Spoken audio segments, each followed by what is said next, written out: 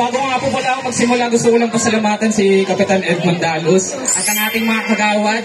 At sa nag-imbita sa akin, si SK Chairwoman, Janice Turla. At sa lahat na nandito, maraming salamat po sa pagpunta.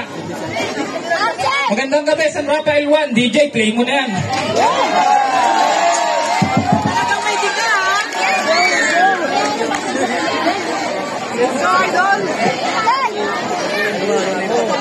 Wala ka ba ano ko?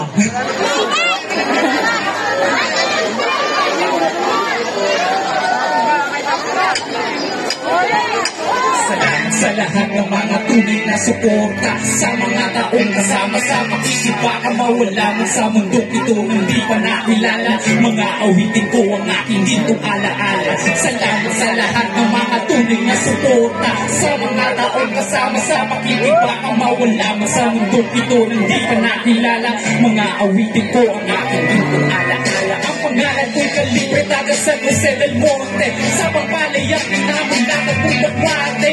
At nahubog sa isip ng aking nebe, pakain ka man sa akin o hindi na bale. Dahil simulat sa pulito talaga ang aking hilig, sa pagdarap ko na dama kung anong tunay na pag-ibig. Malalim ang pangarap na pilit kong sinisisi, kapangmusga mga mata sa akin nakatitig. Marami nagsasabi ano daw napapala ko, di naman daw ako kumikita sa pagrarap ko. Mga panay papuri pag sila ay kaharap mo, pero di masigura ang awit na nilabas.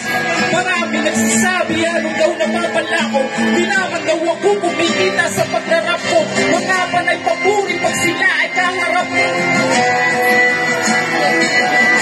pero basta ko'y tumigil, mas lalo akong nangigil. Dahil habang pinipigil, mas lalo pinasusunod. Dahil ba ng araw magpupunga, di na bawat na aking kinilan nagkakatakin.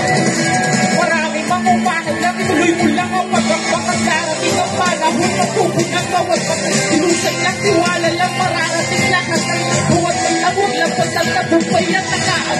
Dahil na marami pang nangihila, maibaba lagi mo lang natandaan. Habang na nagsimula, hindi mo lang mabilang bilang dosis na nagaman. Sumawat mo talaga, pangarap at nakakaya.